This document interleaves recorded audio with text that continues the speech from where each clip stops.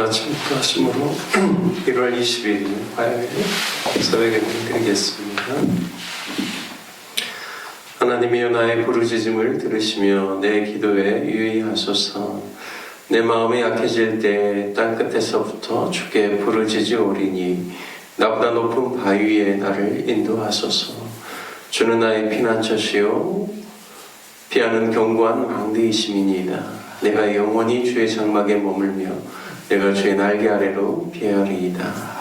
아멘. 주님, 주님의 전에 나와 새벽 예배를 드릴 수 있도록 인도하여 주시니 감사를 드립니다. 늘 우리의 영혼 가운데 역사하시는 주님 바라보고 또한 주의 성전에서 부르짖는 기도 가운데 주께서 응답하여 주심을 바라며 주님 앞에 나와 기도하는 모든 소원들과 간구를 주님 들어주시고 응답하여 주옵소서. 특별히 주의 진리의 말씀을 통하여서 우리 심령을 새롭게 하여 주옵시고 오늘 하루도 주님과 동행하는 삶, 승리하는 삶을 살아갈 수 있도록 인도하여 주옵소서. 우리 주 예수 그리스도의 이름으로 기도드립니다. 아멘. 찬송가 270장, 통일 찬송가 214장 변찮는 주님의 사랑과 찬송하신 후에 박혜길 장로님 대표로 기도해 주시겠습니다. 찬송가 270장입니다.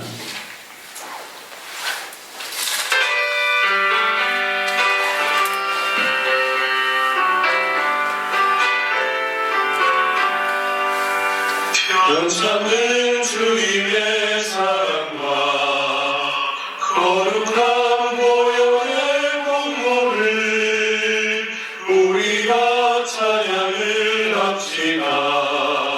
주님을 만나볼 때까지 예수는 우리를 깨끗게 하시는 주시니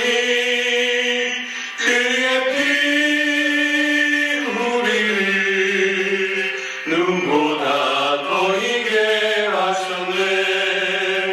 우리를 깨끗게 함기는 무궁한 생명의 물일세. 생명의 구원을 받은 자 하나님 찬양을 합시다. 예수는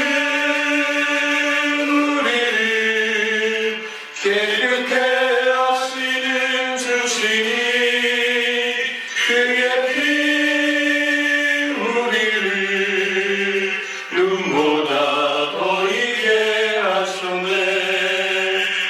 주님의 거룩한 보혈을 날마다 입으로 간증해 담대히 싸우며 나가세. 천국에 들어갈 때까지 예수는 우리를 깨끗게 하시는 주시니 그의 피 우리를 눈보다 더 이게 하셨네. 십자가 단단히 붙잡고 날마다 이기며 나가세.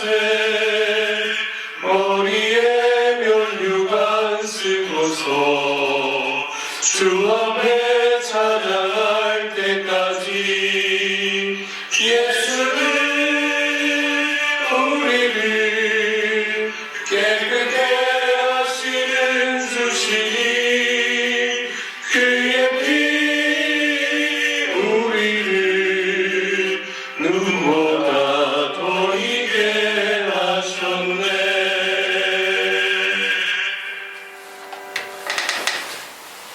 좋으신 아버지, 오늘 이 새벽에도 저희들 주님을 향한 마음을 부어주셔서 이 새벽절 안에 함께 모이게 하시니 그 일을 감사합니다. 우리를 지켜보시고 또 주님 가까이 우리를 부르시는 그 주님의 부르심에 반응하며 날마다 주님을 묵상하며 주님과 동행하기를 바라는 저희 모든 성도 될 수 있도록 하나님 은혜와 긍휼을 더해 주시기를 간절히 기도합니다. 아직 나라는 완전히 안정을 찾지 못하고 혼미한 상태에 있는 걸 주께서 아십니다. 사슬이 바늘 치고 모든 무속이 만연하는 때에 하나님 이 나라를 긍휼히 여기시고 흔들어 깨우시는 하나님의 섭리를 먼저 믿은 저희들이 깨닫게 하시고 그래서 주님 앞에 간구하며 나라의 안정과 또 하나님이 5천년의 역사 가운데 지키시고 보호하시던 이 나라가 앞으로도 하나님께서 귀히 사용하시는 거룩한 나라가 될 수 있도록 하나님 다시 한번 깨어있는 주의 백성들을 불러 모아주시고 주님 앞에 회개하며 주께 은혜를 구하는 모든 백성들 될 수 있도록 하나님 그렇게 은혜를 주옵소서. 특별하게 로뎀나무 교회에 속해 있는 사랑하는 성도들 모두에게 하나님을 마음에 두는 것을 큰 즐거움으로 삼는 거룩한 백성들이 되게 해주시고 말씀과 기도로 날마다 더욱더 거룩해지는 귀한 성도들이 다 될 수 있도록 은혜를 더하여 주옵소서.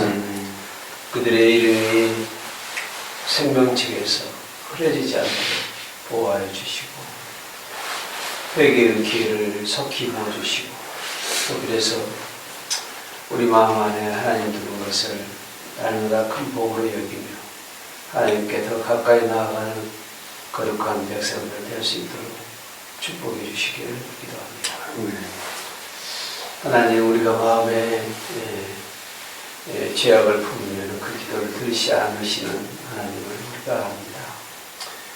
우리 마음 안에 있는 온갖 주께로 오지 않은 더러운 것들 다 주님 앞에 고백하여 깨끗함을 얻을 수 있는 우리 성도들 다 되게 해주시고 그래서 우리가 주님 앞에 기도할 때 기도를 뉘치지 아니하시고 우리 기도를 들으시는 하나님을 날마다 간증하는 우리 백성들 다 될 수 있도록 주의 백성이 다 될 수 있도록 하나님 그렇게 은혜를 다하여 주옵소서.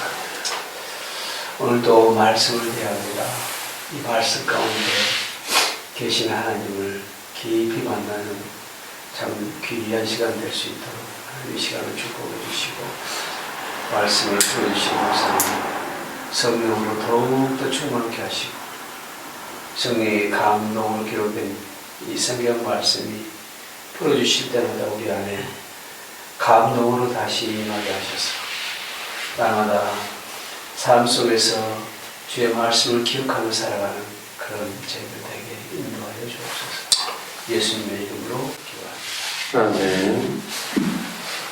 귀한 새벽에 주님 앞에 나와 예배드리시는 모든 성도님들 가운데 이번 한 주간도 주님과 동행하는 삶의 기쁨 누리시는 귀한 한 주가 되시길 축복합니다.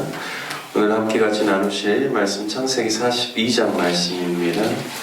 창세기 42장 1절에서 38절의 말씀을 저와 여러분이 한 절씩 교독하겠습니다. 창세기 42장입니다. 그때 야곱이 애굽에 곡식이 있음을 보고 아들들에게 이르되 너희는 어찌하여 서로 바라보고만 있느냐.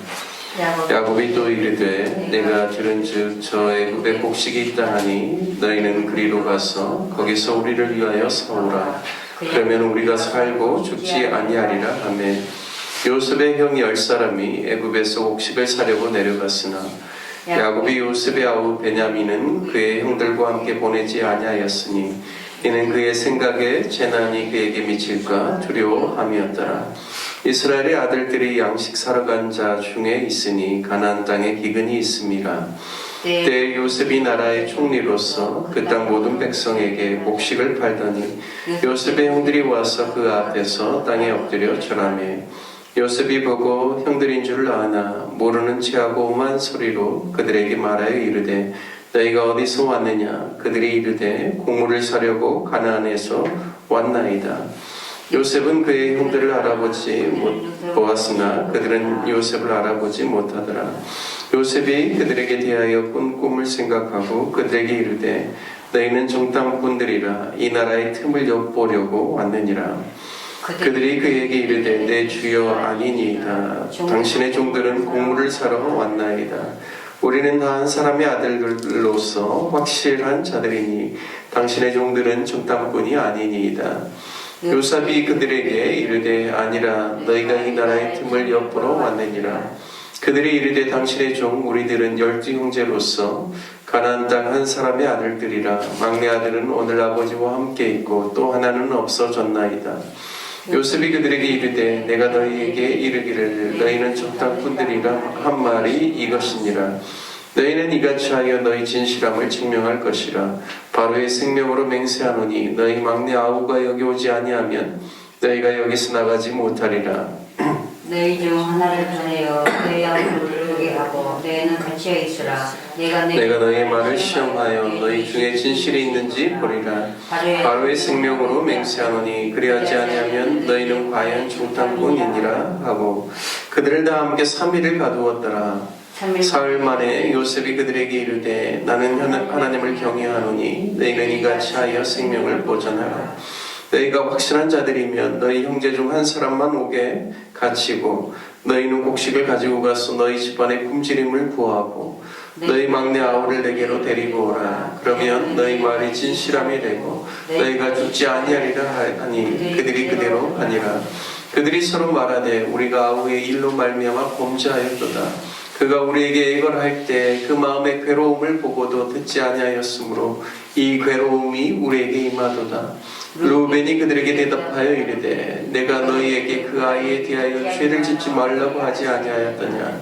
그래도 너희가 듣지 아니하였느니라.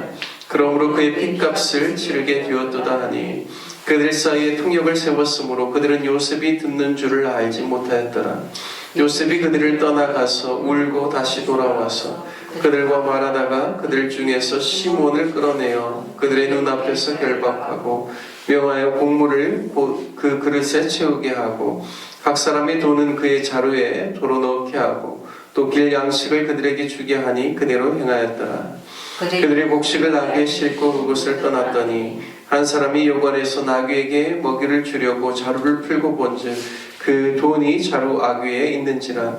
그가 그 형제에게 말하되 내 돈을 도로 넣었도다. 보라 자루 속에 있도다. 이에 그들이 혼이 나서 떨며 서로 돌아보며 말하되 하나님이 어찌하여 이런 일을 우리에게 행하셨는가 하고 그들이 가나안 땅에 돌아와 그들의 아버지 야곱에게 이르러 그들이 당한 일을 자세히 알리어 아뢰되 그 땅 주인인 그 사람이 엄하게 우리에게 말씀하고 우리를 그 땅에 대한 정탐꾼으로 여기기로 우리가 그에게 이르되 우리는 확실한 자들이여 정탐꾼이 아니니이다.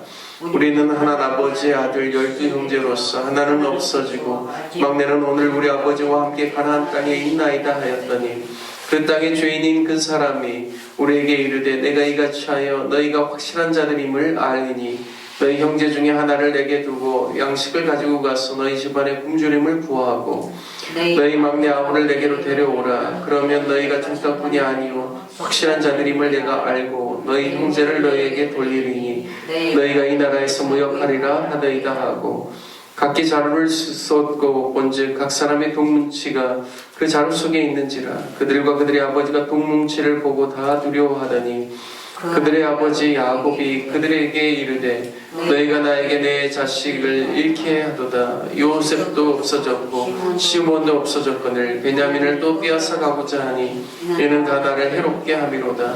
루벤이 그의 아버지에게 말하여 이르되 내가 그를 아버지께로 데리고 오지 아니하거든 내 두 아들을 죽이소서. 그를 내 손에 맡기소서. 내가 그를 아버지께로 데리고 돌아오리이다.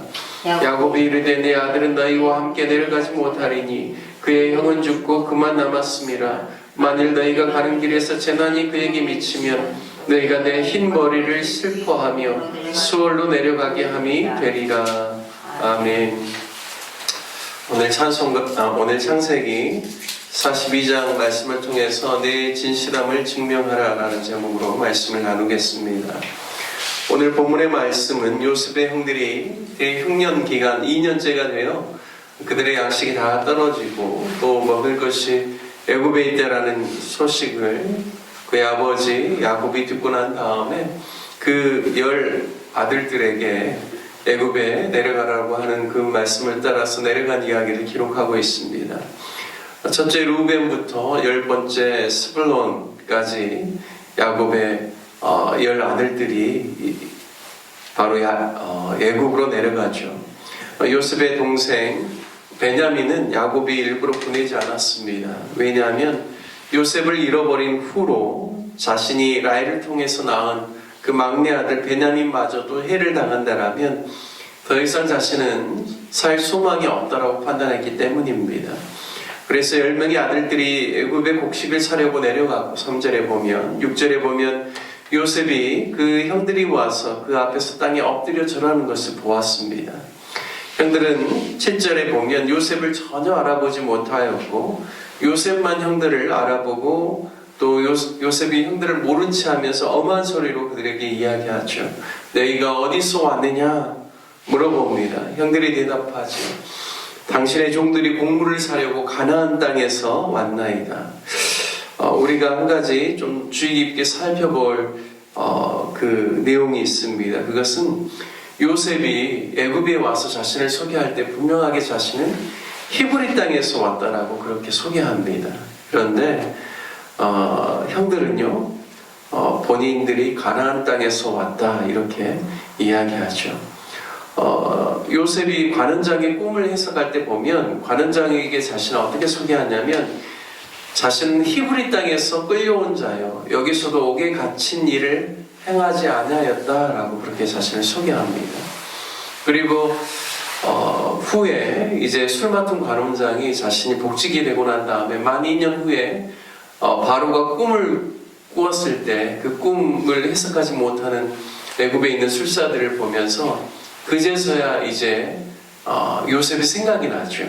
그래서 바로 왕에게 요셉을 소개할 때 어떻게 소개하냐면 자신이 시위대장의 그 감옥 안에 있을 때 히브리 땅에서 온 청년을 내가 만났다 이렇게 표현을 합니다. 그러니까 분명한 것은 요셉에게는 분명한 하나님 나라에 대한 그 유업을 이을 자에 대한 분명한 정체성이 그에게 있었다라는 것이죠. 그도 가나안 땅에서 자기가 왔다라고 소개할 수 있지만 자신은 그의 손조 때 아브라함 때부터 유프라테스 강을 건너서 온 히브리 건너온 사람들로서 하나님의 약속을 따라서 살아가는 자라는 분명한 정체성을 가지고 있었습니다. 하지만 형들은 자신들을 소개할 때 가나안에서 왔다라고 이야기를 합니다. 9절 말씀에 보면 요셉이 그들에게 대하여 꾼 꿈을 생각하고 그들에게 이르되 너희는 정탐꾼들이라 이 나라의 틈을 엿보려고 왔느니라 말씀합니다.